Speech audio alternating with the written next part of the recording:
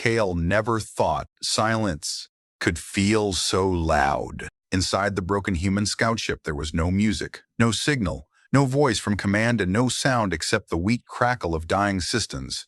The red emergency lights blinked slowly across the control panel like a tired heartbeat, and with every blink, Kale understood one thing more clearly. He was alone. The battle was over. His unit was gone.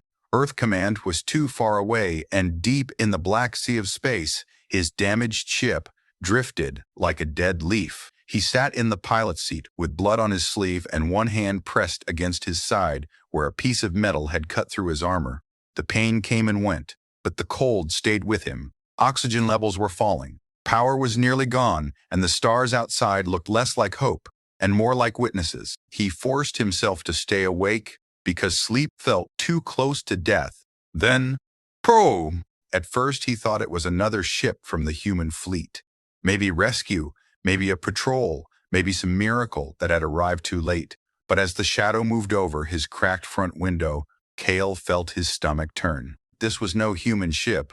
It was far too large, far too smooth, far too alive. The vessel outside swallowed the stars around it, its black surface curved like bone and metal fused together, and along its sides, long blue lines glowed like veins carrying light through a giant body. It did not look built. It looked grown. Khalad heard stories about ships like this. Stories told in low voices by soldiers who had seen war beyond the outer systems. The royal vessels of Queen Sarathis, the queen of the Zarithis Empire. The woman whose name made entire worlds surrender before the first shot was fired. Kale reached for the controls, but nothing answered his fingers. The scout ship trembled as a beam of pale blue light locked onto it. Alarms screamed once and then died completely. The hull groaned and the whole ship was pulled forward. He did not even have time to curse. The last thing he saw before darkness took him was the open mouth of the alien warship waiting ahead. When he woke up, the air smelled strange, clean, sharp, and cold. His head was pounding, and his arms were stretched above him. Heavy metal restraints held his wrists in place. He blinked hard and looked around. The chamber was massive. Walls of dark silver rose high above him, carved with glowing symbols that shifted slowly like living language. The floor beneath him was smooth black stone, and around the room stood tall alien guards in dark armor. Their helmets hid their faces, but their glowing eyes stayed fixed on him. Kale pulled once against the chains, then stopped wasting energy. He was a prisoner. One of the guards stepped forward and pressed something on the wall. The great doors at the far end of the chamber opened without a sound. Everyone in the room straightened at once. Then she entered. Queen Sarathis moved like she had no fear of anything in the universe. Her long dark robe flowed behind her, and pieces of silver armor covered her shoulders and arms like sharp moonlight. Her skin carried a faint violet glow, and her eyes were cold gold, bright and steady, like twin suns that had seen 1,000 wars. She did not rush. She did not speak. She simply walked toward the chained human and studied him. Kale forced himself to meet her gaze, though every part of his body screamed at him to look away. He had seen commanders and warlords and generals, but this was different. This was power without effort, the kind that did not need to prove itself because everyone around it already knew. The queen stopped only a few steps away. For a long moment she said nothing. Then at last her voice broke the silence. "You are human." It was not a question. Kale swallowed and answered anyway. "Yes." Another silence followed. He expected anger, maybe hatred, maybe the command to execute him on the spot. But the queen only circled him once, her eyes taking in the damaged armor, the blood, the military marks on his shoulder, and the thin chain around his neck, with a small silver tag hanging from it. When she reached out and touched the tag, Kyle tensed. The queen narrowed her eyes. "Where did you get this?" she asked. Kyle looked down at it. The tag had belonged to his mother. She had given it to him before he joined the fleet. She never explained where she got it, only that he must never lose it. "It was mine," he said. The queen stared at him so sharply that even the guards seemed uneasy before she could speak again. A second voice entered the chamber. "Stop!" Everyone turned. A young woman stood at the doorway, dressed in pale armor and a flowing white cape. Her face was softer than the queen's, but her eyes held the same golden light, though warmer, alive. Her hair fell over one shoulder like dark silk, and when she saw Kyle, her breath caught. The room changed in an instant. The queen looked surprised. The guards lowered their heads, and the newcomer stepped forward with a strange mix of fear and determination. Princess Elira Kale knew it without anyone saying her name. He had heard stories about the queen's daughter too, though no one seemed to know much about her. Some called her kind, others called her dangerous. Some said she stayed away from war, and some said that was exactly what made her more dangerous than anyone understood. But none of that mattered in that moment. What mattered was the look on her face. She was not staring at him like a prisoner. She was staring at him like she had just seen a ghost. "Mother," she said quietly but firmly, "he is not to be harmed." The queen turned toward her daughter. "You speak before being summoned." "I speak because you are making a mistake," Elira replied. KL stared at both of them confused, and Kent's his heart beat harder against his ribs. Why would a princess protect him? She moved closer until she stood beside him, and now Kale could see that her hands were slightly shaking, though her voice stayed steady. "Release him from the execution chamber." She said execution chamber. The words hit him like ice. So that had been the plan. The queen looked at her daughter for a long time. "You know what he is?" She said yes. Elira answered. "Then you know what humans bring. This one does not bring that." The queen's eyes narrowed. "And how can you be so sure?" Elira turned and looked straight at Kale. "Because I know his face." The room went still. Kale felt the blood drain from his own face. That made no sense. He had never seen her before in his life. The queen stepped closer to her daughter, lowering her voice, but not enough to hide the warning inside it. "Explain yourself." "Not here." Elira said. The queen did not respond immediately. Then with a single motion of her hand, she ordered the guards to lower their weapons. "Take him to the East Royal Quarters," she said. "Lock every exit. Double the watch. No one enters without my command." One guard hesitated. "Your Majesty, the prisoner is human." "I gave an order," the queen said, and her voice cut through the room like a blade. The guard bowed at once. Kale's restraints were released and he nearly fell. But two guards caught him before he hit the floor. He tried to pull away from them, but he was weak and dizzy and far too outnumbered. As they led him toward the doors, he looked back. Princess Elira was still watching him. There was something in her eyes that felt impossible, not pity, not fear, recognition. As if she had been waiting for this moment for a very long time, and before the doors closed behind him, she whispered something so low only he could hear it. "You are never meant to die here." Kale said nothing because he had no words left. He only knew one thing. Now being captured by the alien queen was not the worst thing that had happened to him. The worst thing was that her daughter somehow knew who he was, and somewhere behind that impossible truth, a much darker secret was waiting. The room they locked Kale in did not feel like a prison. That was what made it worse. There were no chains hanging from the walls, no dark stains on the floor, no cold iron bars. There was a wide bed built into one side of the chamber, a table with food he did not trust, and a tall glass wall that looked out over a piece of the massive warship where streams of blue light moved through the darkness like rivers of energy. Everything was clean, silent, and controlled. 2. Kale sat on the edge of the bed and studied the door for the 10th time since they had thrown him. Inside, two guards stood outside at all times, and above the frame a thin circle of light turned slowly, probably some kind of scanner. Maybe a weapon, maybe both. He had checked every corner, every seam, every panel, and found nothing that would help him escape. His wounds had been treated while he was unconscious. Somebody had cleaned the blood from his skin and sealed the cut in his side with alien medical gel. Even his damaged uniform had been removed and replaced with a dark, simple suit made of soft material that fit too well for comfort. They were taking care of him, but not out of kindness. That much he knew. He walked to the glass wall and looked down at the lower decks below. Lines of armored soldiers moved in precise rhythm. Engineers worked at glowing panels and floating drones passed through the air, carrying crystals and weapons. The ship was not just a war vessel, it was a moving empire. And he was at the center of something he did not understand. The door slid open behind him. Kale turned at once, ready for anything. Princess Elira stepped inside, alone. The door closed behind her, and for a moment, neither of them spoke. In the brighter light of the room, she looked even less like the stories soldiers told about alien royalty. She wore no helmet, no royal crown, only a fitted silver uniform and a dark belt at her waist. Her expression was calm, but there was tension beneath it, something tired and burdened and very human in a way he did not want to admit. "You are healing well," she said. Kale did not move. "That depends on what you plan to do with me." Her eyes lowered slightly. "If I wanted you harmed, you would still be in that chamber."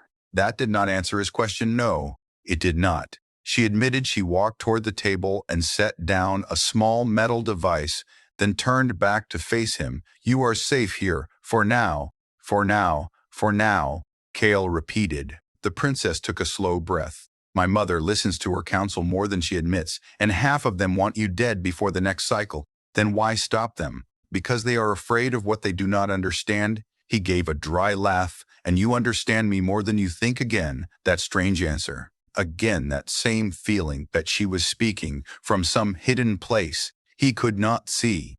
KL crossed his arms. "Start talking then, because I have no idea why the daughter of the most feared queen in the galaxy is protecting a human prisoner like he matters for the first time." Her calm expression cracked. "Because you do matter," she said softly. "To who? To more people than you know." Kale took one step closer. "Have we met before?" "No," she said, and then after a pause, "Not in the way you mean." That only made him angrier. Simple words. "Princess," he said, "I am tired, hungry, trapped, and one bad order away from getting my head removed." So simple words would help. Something in his voice made her stop hiding behind half-truths, at least for a moment. She looked at the silver tag, still hanging from the chain around his neck, "That belonged to your mother?" "Yes." "What was her name?" Miravala Nalira closed her eyes. Kale saw the answer there before she spoke it. "You knew her not personally," she said, "but I know what she did." Kale's chest tightened. His mother had died when he was young. He remembered her voice, her hands, and the sadness she always carried. But she never spoke about the years before Earth colony life. She never told him about war, or aliens, or royal empires. "What did she do?" he asked. Delira opened her eyes again. "She saved a child she was never supposed to meet."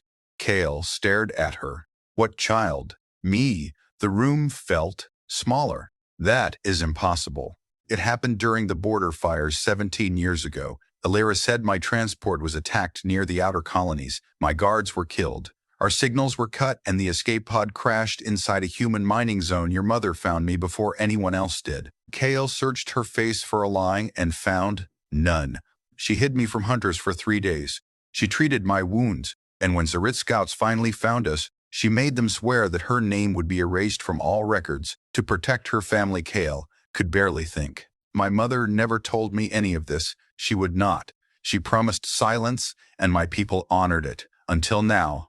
"Why now?" "Because you wear her face when you are angry. And because when I saw that tag, I knew I had not imagined her kindness all those years ago." Kale looked away, trying to steady himself. His mother, a simple colony medic, had once saved an alien princess and never said a word. It sounded insane.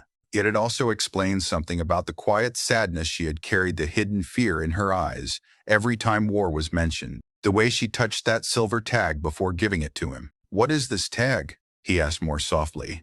Alera picked up the small device she had brought and touched it to the chain. A line of blue light passed over the metal, and a symbol appeared in the air between them. Kale leaned forward. The symbol matched some of the glowing marks he had seen on the wall in the execution chamber. "It is a royal seal." "Alira," said, "an old one from before my mother became queen. It was broken and given to your mother as proof that her mercy would be remembered." Kale stared at the floating symbol as it slowly turned in the air. "So Queen Serathis knows who I am. She suspects he is connected to the woman who saved me." "Yes, and that frightens her." "Why would that frighten her?" "Because mercy makes empires weak in the eyes of people who only understand fear." Kale looked back at her then. "Why keep me alive?" Her face grew darker. "Because there are others searching for you now." Before he could answer, an alarm rang through the room. Sharp, loud, and urgent red light flashed across the walls. Ilera moved instantly to the door and pressed her hand against a panel beside it. Lines of unknown language raced across the surface. "What is happening?" Kale asked. "Intrusion on the lower defense rings," she said, her voice suddenly hard. "Some vessel entered our shadow field. Without warning, another ship. Not one of ours." The floor shook under their feet. Far below, something exploded. Kale stepped back on instinct. As the glass wall darkened and switched to an outside view beyond the warship, he saw flashes of white fire in the black of space. Small, fast attack craft were coming out of cloaked positions and slamming into the shield layer around the royal vessel. "Who are they?" he asked. Elira did not answer at first. Then she pulled a slim weapon from her belt and looked straight at him. "They should not have found us this quickly." "That is not an answer. It is the only one I have time for." She touched the panel again, and the locks on his room disengaged with a soft click. Kale looked down at the door, then back at her.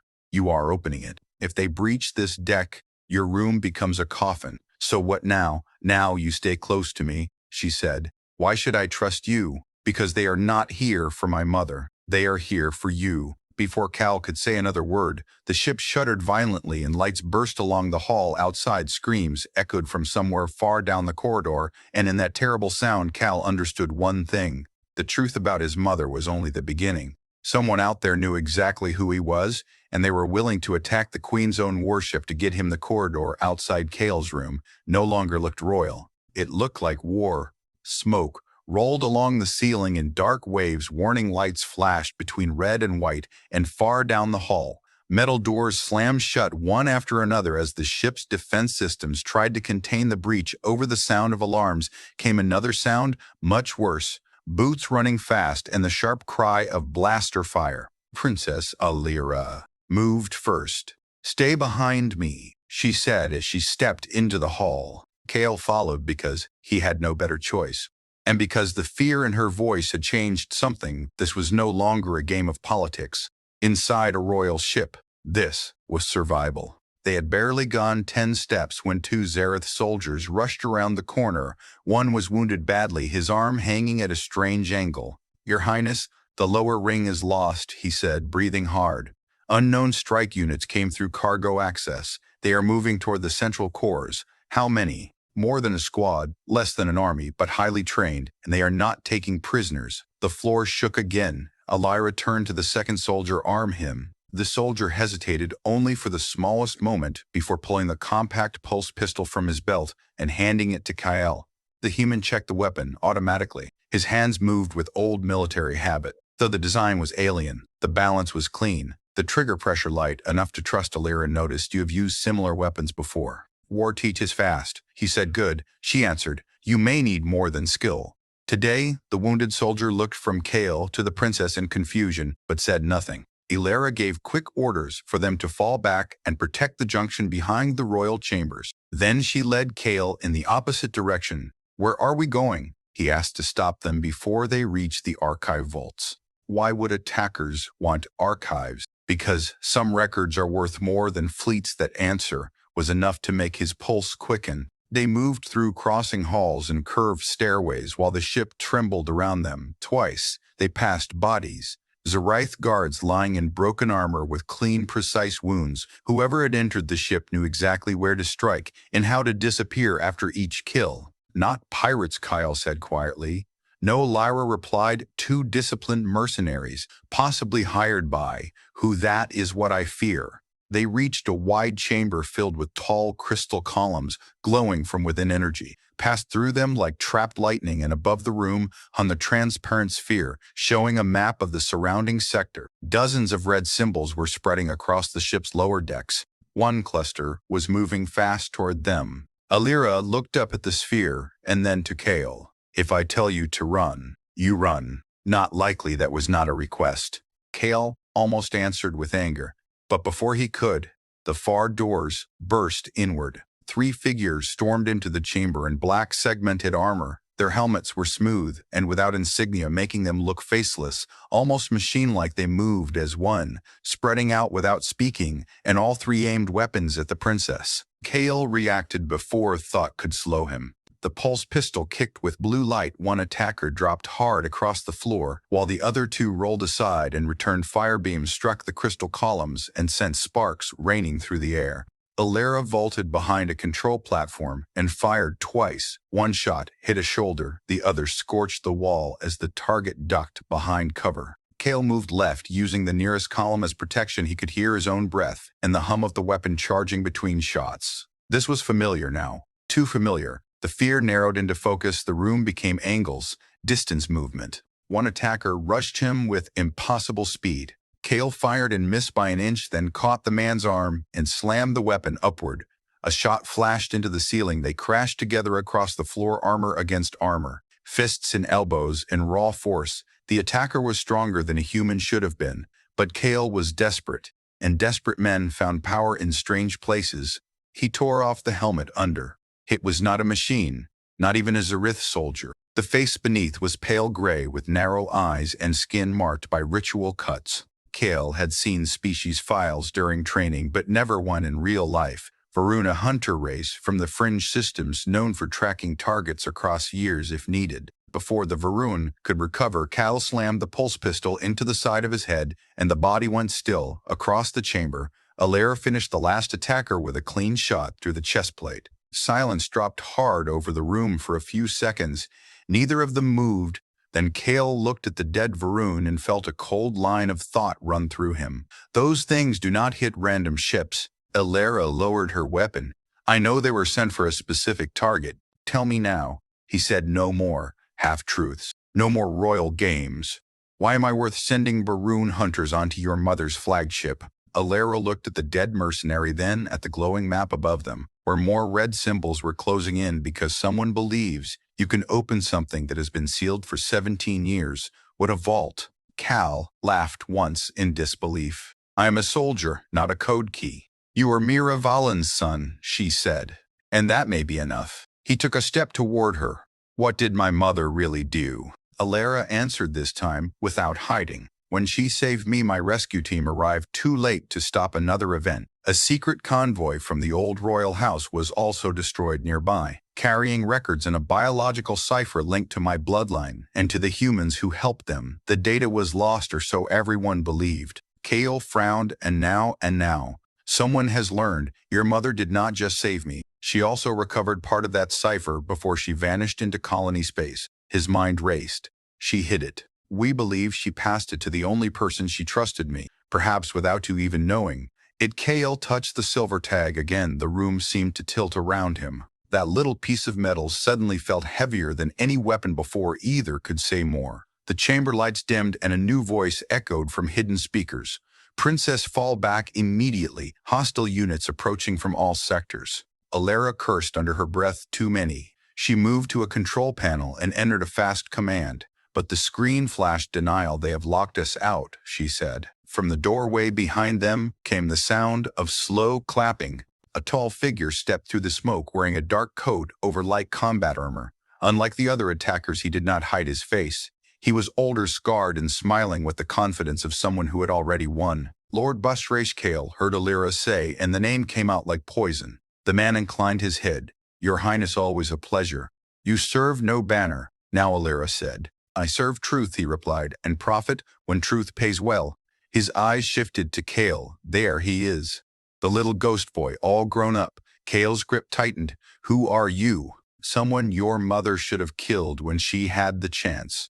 The words hit like a blade. Varesh walked forward slowly, hands empty but clearly unafraid. 17 years ago, he said, your mother stumbled into a war far larger than she understood. She took something from a burning convoy and then hid herself in human space. I have searched a very long time for that mistake. Kale felt anger rising through the shock. If you knew where she was, why not go after her? Barash smiled without warmth. Because by the time I found her, she was already dead, and all she left behind was a child wearing the silver key around his neck. Alera raised her weapon. One more step, and you die. Perhaps, he said, but not before my fleet tears this vessel open and takes what it came for. Kale looked from Varesh to the tag in his hand and then back to the man who had hunted his mother's secret for nearly 2 decades. Everything changed in that moment. The attack, the queen, the princess, his mother's silence. None of it was random, and whatever the silver tag truly held, it was powerful enough to start a war. Varesh spread his arms slightly. Give it to me, human, and perhaps I will make your death quick. Kale lifted the weapon and aimed straight at his face. He had been a prisoner only hours ago. Now he was the center of a hunt reaching across years and stars. And for the first time, he understood that staying alive would not be enough to survive what was coming. He would need the truth, all of it. Lord Vay should not fear the weapon pointed at him. That was the first thing Kyle noticed. Most men, when looking down the barrel of a loaded gun, showed something in their face: panic, doubt, anger, at least caution. But Varys only smiled, as though he had already measured every possible outcome and accepted none of them could truly hurt him. That smile made Cale's finger tighten. On the trigger, do it. Then Varesh said, fire, and let us see whether a human soldier can kill faster than trained blades can reach a princess. At once movement flashed in the corners of the chamber, more mercenaries hidden near the broken crystal pillars, near the upper walkways behind smoking control consoles. They had been there all along. Cale shifted his aim without lowering it from Basharosalira. Spoke first. You came for the archive and the tag. I came for what your old bloodline buried, Varesh. Replied, the archive merely confirms the path. The tag opens the last door. You will not leave this ship with either. The man gave a soft laugh. Your mother still clings to old power, princess. Even now she thinks fear alone can hold an empire together. But the galaxy is changing, and buried weapons do not stay buried forever. Cale glanced toward Alira. Weapon. Her eyes stayed on Varesh. Not here. That was answer enough. The floor shook under them as another explosion rippled through the lower decks. Pieces of crystal fell from above and shattered across the black floor. Varesh stepped back once. Choose quickly, human. The war outside this room is already decided. Cale made his choice. He fired. Varesh twisted aside faster than seemed possible, but the shot clipped his shoulder and burned through the side of his coat. At the same instant, hidden mercenaries opened fire from every angle. Alira grabbed Cale and pulled him behind a fallen crystal column. As blue and white beams cut through the chamber, they crouched low, while sparks rained around them. You shot him. She said he was talking too much, Cale answered. Despite everything, a short, fierce smile touched her face. Good. They returned fire in bursts, forcing 2 mercenaries back, but more were coming through the shattered entrance. The room was becoming a trap. Alira touched a panel built into her wrist and spoke a command in her own language. Nothing happened. Jammed. She muttered, your ship's systems, ours and theirs. They blocked local control. Cale checked the weapon charge low already. There has to be another way out there, she said, but it leads deeper into the royal core. Good. Not good, she answered. If we go there, my mother will know exactly where this is headed. Before he could ask what that meant, the chamber doors behind Varesh opened, and Zarith guards poured in, firing with military precision. The mercenaries turned at once, and the whole room exploded into crossfire. Alira grabbed Cale's arm now. They ran through a narrow side passage just as a blast tore apart the crystal behind them. Heat rolled over their backs, and the passage plunged downward in a tight spiral lit only by thin strips of gold light. They did not stop until the sounds of battle had become distant. The tunnel opened into a long hall lined with statues. Cale slowed despite himself. Each figure showed a ruler from the Zareth past, armored, crowned, and severe. Some carried swords, some staffs, and some empty hands. All of them watched the hall with carved eyes that seemed too aware. In the center of the floor ran a line of glowing symbols, and among them Cale recognized the same mark hidden in his silver tag. This place feels older than the ship. He said it is older. Alira replied. This core was built around a relic chamber from before the Empire expanded, before my mother took the throne, before most modern records began. Cale looked at her. And whatever is hidden here is linked to my mother's tag. Yes. Then tell me what it is. Alira slowed but kept moving. A vault called the Heart Chamber. Dramatic name. It is not for show, she said. Inside is something my ancestors hid during the Fracture Wars, a living map and command lattice left by a vanished civilization. Whoever controls it can locate dormant gates, lost fleets, and sealed weapon stations across half the known galaxy. Cale stared at her. That is not a vault, that is a crown for the whole universe. Close enough, and my mother got involved in this. How? The convoy that carried one of its activation ciphers was attacked near human space. Your mother found survivors' debris, and the cipher itself. She saved me, and then hid the only remaining key where no empire would think to search among ordinary humans. Inside this tag, perhaps part of it. Alira said, perhaps. All of it. We will know soon. They reached a circular door 3 times taller than either of them. Symbols moved across its surface like liquid metal, and at the center was an empty space shaped exactly like the tag. Kale stopped walking. You brought me here because you were hoping I could open it.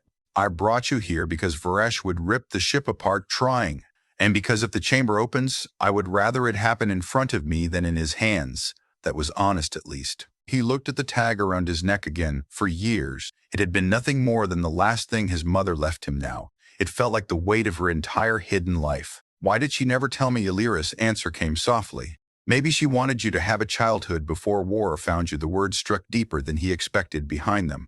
Distant footsteps echoed through the hall. Not guards. Too fast. Too uneven. Varesh, again, or his men. Elira took position beside the door weapon. Ready. If you are going to use it, do it now. Kale removed the chain from his neck and stared at the silver tag in his hand. Every scratch and worn edge suddenly mattered. He placed it into the space at the center of the door. For one terrible second, nothing happened. Then the entire hall came alive. Gold light raced through the floor. Symbols flared up. The statues lit from within, and the great door trembled as deep machinery older than memory woke beneath the ship. Kale stepped back. As the tag sank into the metal and disappeared, the door split open down the middle. Cold white light poured out. Inside was not a room in the normal sense, but a sphere of light and suspended structures turning slowly around a floating core, like a star caged inside. Glass lines of data streamed in every direction, and in the center of it all hung a crystal shape, no larger than a human heart pulsing with blue fire. Kale felt the hair rise on his arms. Elira lowered her weapon slightly. It is real. A voice behind them answered. And now, it is mine. Varesh stood at the hall entrance with 6 mercenaries around him. More moved behind the statues covering every angle. His wounded shoulder was blackened from Kale's earlier shot, but his smile had returned colder than before. Elira stepped in front of Kel. You will not cross this threshold. Resh tilted his head. Princess, do not make me kill you in your family shrine.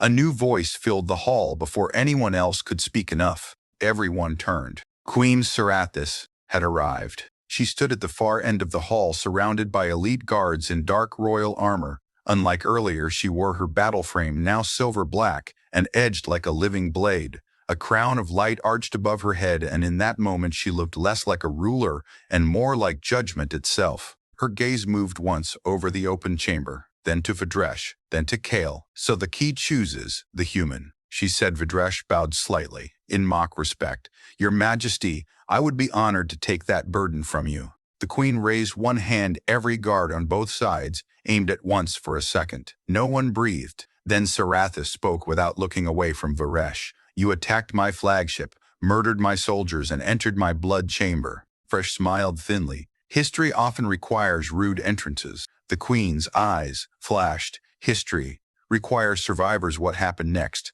came too fast to follow. The elite guards opened fire. Mercenaries scattered.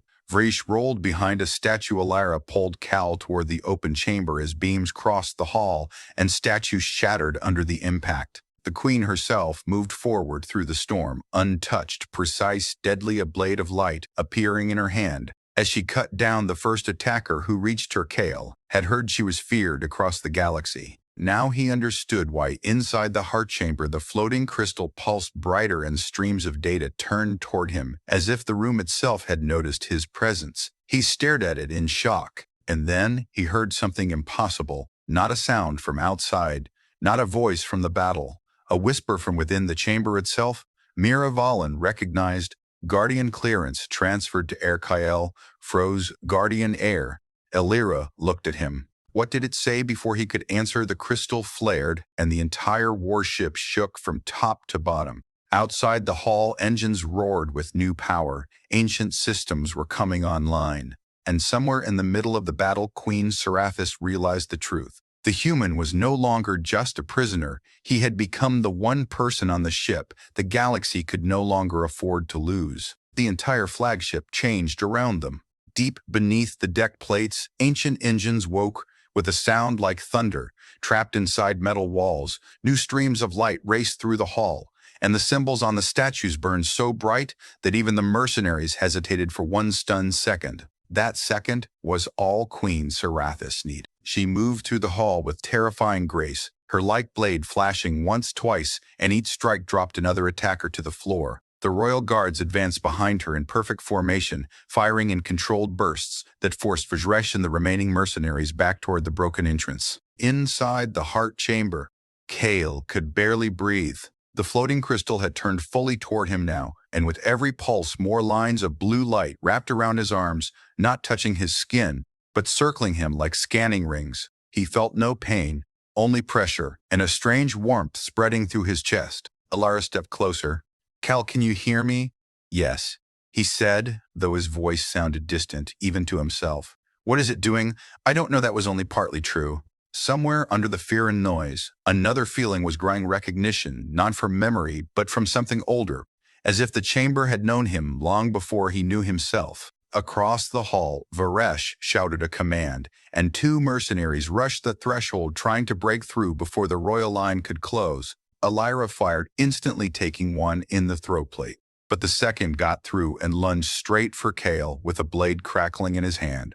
Kale turned on instinct before he could raise his weapon. The crystal flashed. The air itself shoved the attacker backwards so hard he flew across the chamber and slammed into the wall with a sickening crack. Silence hit. For a brief shocked moment, even the queen looked toward him. Varesh's smile disappeared. "So it answers to him," he said. Sarathis cut down another attacker and pointed her blade toward the human. "Protect him," she ordered to everyone in the hall, and for the first time there was no hesitation in her voice. Only command. The battle shifted. The royal guards formed a circle at the chamber entrance. Alara stayed at Kale's side, and the queen advanced like a storm against the remaining mercenaries. Varesh realized too late that his attack had failed. He retreated toward the ruined doorway. "This is not over." He said no. The queen replied, "It is not." She thrust out her free hand and a wave of energy burst from the floor symbols, wrapping around Varesh's legs. For 1 second it seemed she had him trapped, but he slammed the device onto his chest and vanished in a burst of white distortion teleport beacon, short-range, dirty but effective. The surviving mercenaries fell back with him. Then they were gone, only bodies. Smoke and silence remained. Kale's knees nearly gave out. The blue rings around his arms faded, and the chamber returned to a lower hum, though the floating crystal still faced him like a watchful eye. Queen Sarathis stepped to the threshold, but did not enter at once. Her golden gaze moved from Kale to the crystal and back again. "Guardian clearance," she said quietly. He looked at her. "Surprised you heard that the chamber is linked to royal blood and command frequencies?" She answered, "I heard enough." Alara turned to her mother. "Then you know he is not the threat." Sarathis kept watching Kale. "That depends on what the chamber wakes next." The queen finally stepped inside. The air changed around her as if the room respected her but did not belong to her. The difference was clear even to Kale. She saw it too. "My line can enter," she said, "but not command, because it chose him." Alara replied. Sarathis did not answer for a moment. The three of them stood around the floating crystal like people forced together by a truth none of them had wanted. Then the queen faced Kale directly. "Tell me exactly what you heard." He swallowed it. Said Mira Valen recognized. "Guardian clearance transferred to air." The queen's expression hardened at the words, "air." Alara looked between them. "What does that mean?" Sarathis was silent for several breaths before speaking. "During the Fracture Wars, my ancestors made alliances beyond Empire law. One such alliance was with select human settlers on the frontier. Not many, only a few families trusted enough to act as external keepers. If the royal line ever fell, the heart chamber could be passed outside the Empire and hidden until a proper guardian emerged." Kale stared at her. "You trusted humans with this." "We trusted individuals," the queen corrected, and then her eyes narrowed at the crystal. "Your mother was not random, was she?" Kale thought of his mother, the way she spoke softly, the way she watched the stars at night, the sadness she never explained. "No," he said, "she was hiding more than I knew." Sarathis gave the smallest nod. "Then she must have descended from one of the keeper lines or been chosen by the last of them before the convoy fell. Either way, when she saved my daughter, she also saved the key." Alara stepped closer to Kale. "Then he is part of the chain now." "Yes," the queen said, "and that makes him the most valuable target in this sector."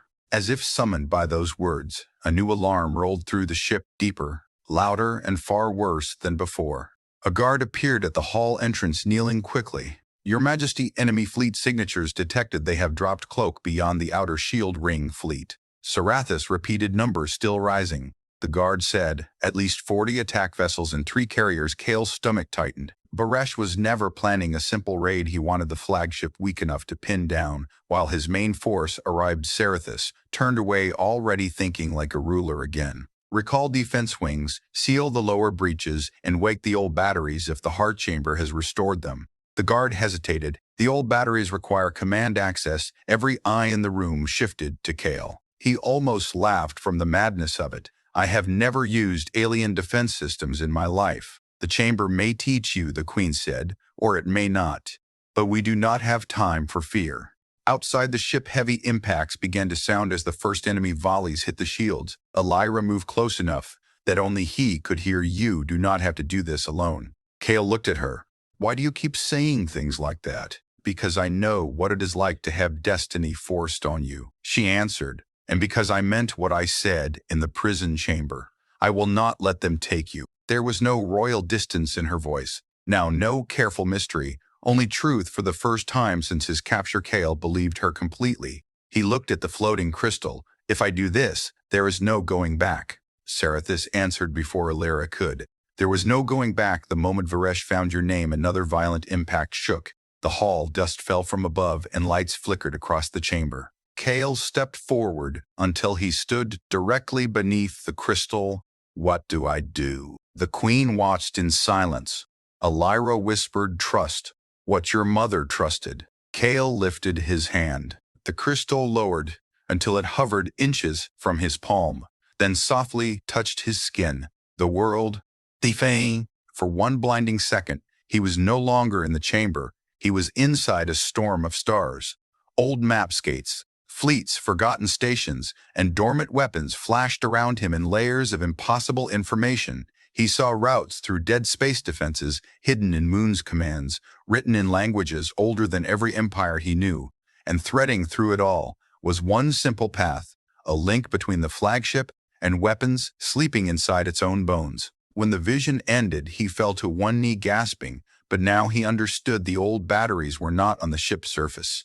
They were folded within the hull, hidden in dormant armor layers built by the vanished civilization itself. "I can wake them," he said breathlessly. Sarathis stepped closer. "Then do it." Kale looked up at both mother and daughter. "If I wake them, the enemy fleet dies." The Queen's face was stone. "They came here for conquest." Elira's eyes held something softer, but no less strong. "Finish it, before more lives are lost." Kale rose unsteadily. Outside, beyond the armored walls of the flagship, enemy carriers were moving into attack position, and somewhere among them, Varesh was surely watching, waiting to see whether the human key would unlock Empire power or destroy it. Instead, Kale made a choice that surprised even himself. He would not run. He would not hand over the chamber, and he would not let the people hunting his mother's secret decide the fate of anyone else. The captured human soldier was gone now. In his place stood the unwilling heir to an ancient defense older than queens and mercenaries alike,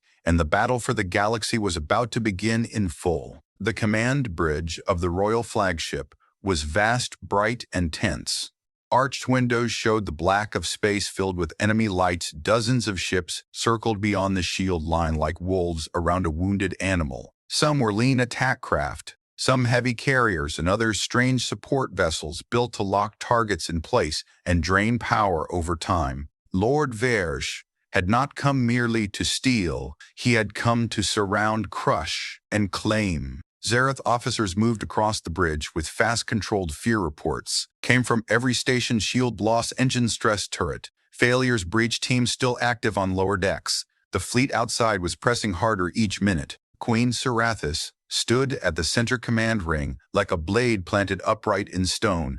Every order from her cut through the panic and forced the bridge back into shape. Princess Elira remained beside Cal as he approached the primary control pillar at the front of the ring. Many officers looked at him with open distrust. A human on the royal bridge was already unthinkable. A human about to command hidden weapons of the old empire was worse. One older admiral could no longer stay silent. "Your Majesty, this is madness. We do not know what he will activate. Serathis did not turn. Neither do they. And that is why we still have a chance. The Admiral bowed his head and said nothing more.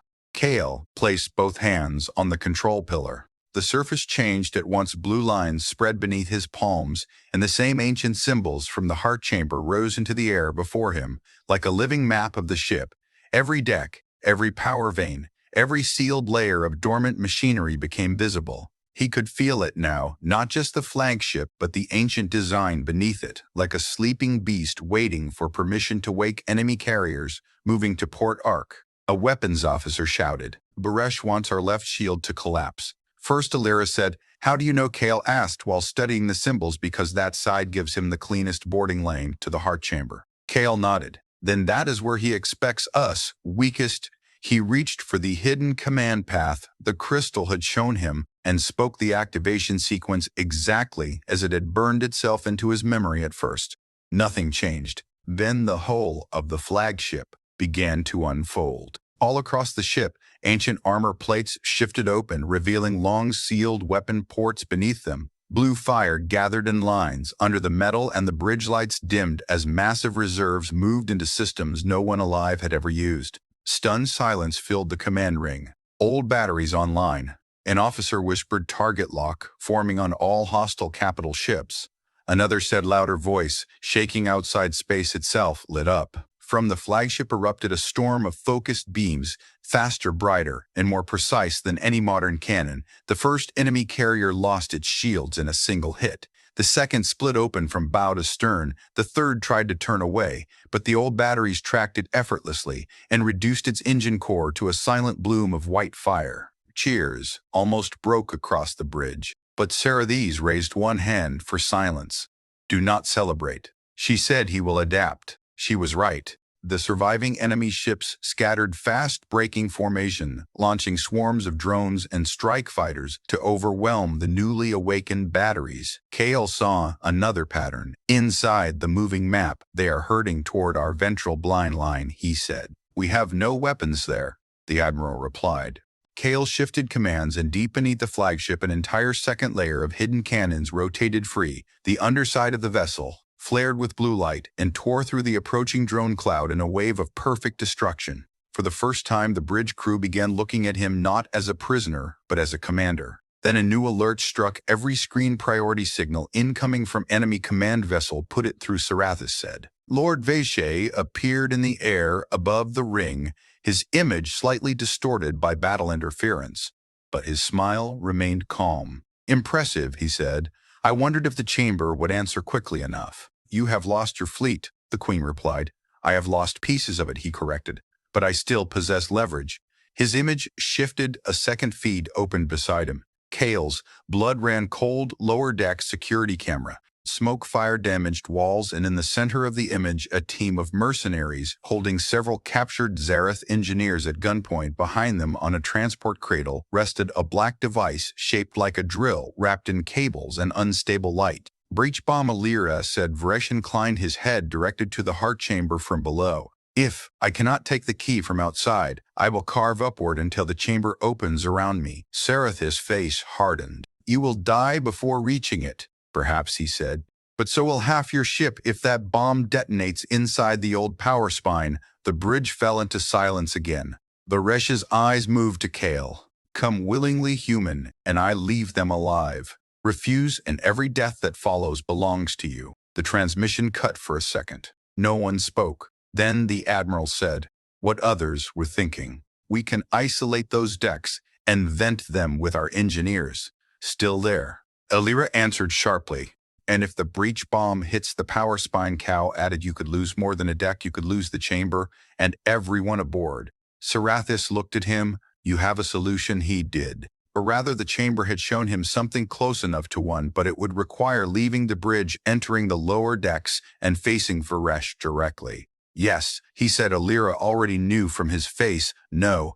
Kale turned to her. "He wants me, then let him think he is getting what he wants. Too dangerous." "Everything today has been dangerous," he said quietly. She stepped closer, anger and fear mixing in her eyes. "You are not dying after all this." He almost smiled despite the moment. "That sounds a lot like refusing to let me go." Her answer came without hesitation. Maybe I am. Queen Sarathis watched them both, and something unreadable passed through her expression. Then she made her decision. You will not go alone, she said to Kaliwira. Goes with you, and Squad 9 takes the lower route through the maintenance spine. I will keep the fleet off you for as long as needed. The princess exhaled, once partly relief, partly frustration. Kale nodded. Then let us move before Varesh changes position. Minutes later, they were racing through the lower decks with elite guards behind them. Smoke filled the passages, emergency doors hung broken from earlier fighting, and far ahead, the low-rising whine of the breach bomb echoed through the metal like some mechanical beast preparing to bite.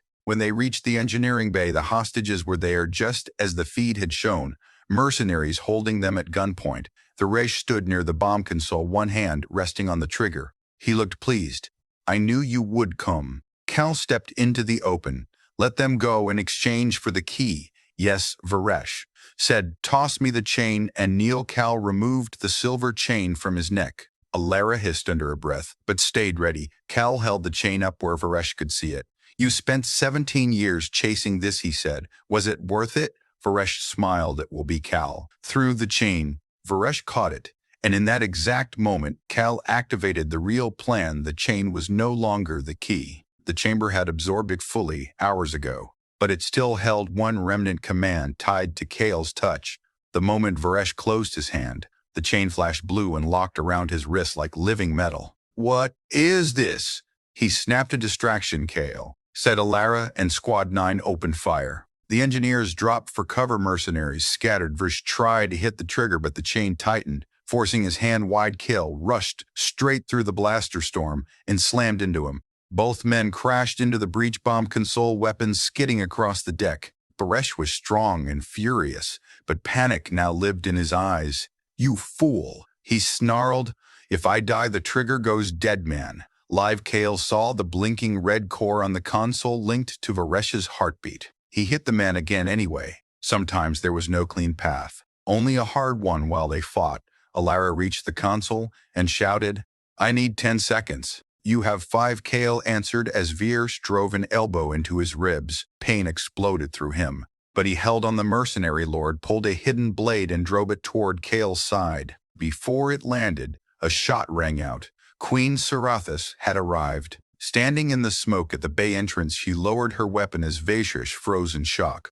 The shot had pierced his shoulder, not his heart. Deliberate, disabling, not mercy. Alara ripped free, the final control plate deadman link broken. Cal slammed Varesh into the floor and took the blade from his hand. It was over. The surviving mercenaries surrendered within seconds. The breach bomb powered down. And for the first time since his capture, Kyle felt the future open instead of closed. Later on, the bridge, the enemy fleet retreated leaderless and broken. The royal flagship held the field, scarred but alive. The officers now bowed when Cal passed, not because he wore a crown or uniform of theirs, but because he had earned something stronger than permission. Respect. Queen Sarathis faced him before the great window of stars.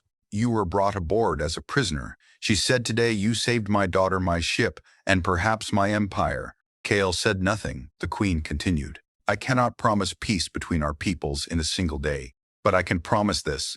No chain will ever touch you here again. Then she looked at Alara. And if my daughter still refuses to let you go, that is no longer a matter of prison law. For once, even the queen allowed the smallest hint of humor. Alara stepped beside Cal and lifted her chin. Good, she said, because I had no plan to release him. Cal looked at her, and after all the fire, death, secrets, and war, he finally let himself smile. Outside, the stars burned quietly. Inside, the ancient chamber still waited deep in the heart of the ship, but now its guardian was not hidden anymore. The captured human had become the man who changed an empire, and this was not the end of his story. It was only the moment the galaxy first learned his name.